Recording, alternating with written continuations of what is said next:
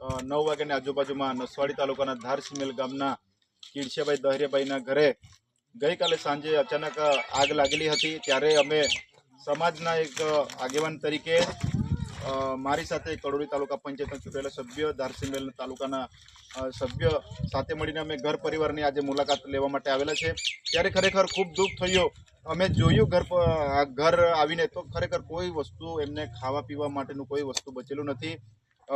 ઘરમાં બકરા હતા, ગાય હતી, એ લોકો તાત્કાલિક દોડી આવીને એ પશુનો જીવ બચાવી લીધેલો છે। પણ દુઃખની વાત એ છે કે અંદર જે ખાવા પીવા માટે અનાજ હતું, અનાજ કરીને બધું બળી ગયેલું છે। સાથે અંદર પૈસા હતા એવું કહે છે આ પરિવાર। તો ખરેખર આ ઘટના કોઈ પહેલી નથી।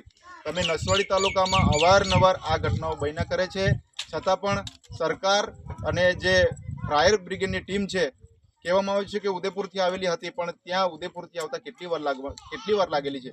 તો એક આગેવાન તરીકે અમારી માંગણીને લાગણી એટલી જ છે કે આ ઘર પરિવારના વારે જે પણ જવાબદાર વ્યક્તિ હોય એ પ્રશાસન આવે અને જે સહાય રૂપે જેમને વળતર આપવાનું થાય એ આપે, એવી લાગણીને માંગણી તમારી પાસે આશા રાખીએ છીએ। સાથે સાથે અવારનવાર અમે રજૂઆત કરીએ છીએ, આવેદનપત્ર આપીએ છીએ, ઘણી રજૂઆતો કરીએ છીએ, છતાં પણ આ ધ્યાન નથી આપતું। એટલે આવા ઘણા બધી ઘટનાઓ બનતી જાય છે। તો અમારે નસવાડી તાલુકામાં એક ફાયર બ્રિગેડની ટીમ અમને મળે એવી તમારી પાસે આશા રાખીએ છીએ। તો ફરીથી કહું છું કે જે પણ જવાબદાર વ્યક્તિ હોય આ ઘર પરિવારની મુલાકાત લે અને જે યોગ્ય વળતર આપવાનું હોય એ આપે, એવી આશાની અપેક્ષા રાખીએ છીએ।